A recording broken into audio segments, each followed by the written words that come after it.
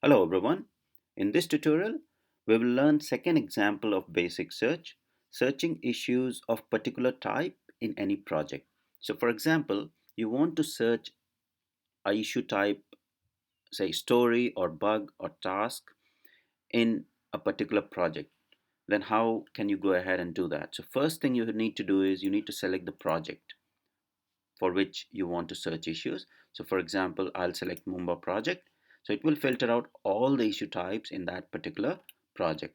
Now to search an issue, uh, uh, to search a particular issue type, say for example, I want to search only bugs for Mumba project, then you just select the type and then select the bug from the checkbox and it will filter out all the bugs in Mumba project.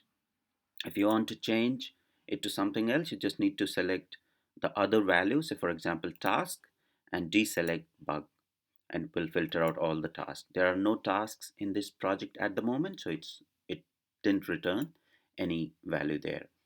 Similarly, you can do for epic, story, or test cases. In next tutorial, we will learn another example of basic search. Thank you.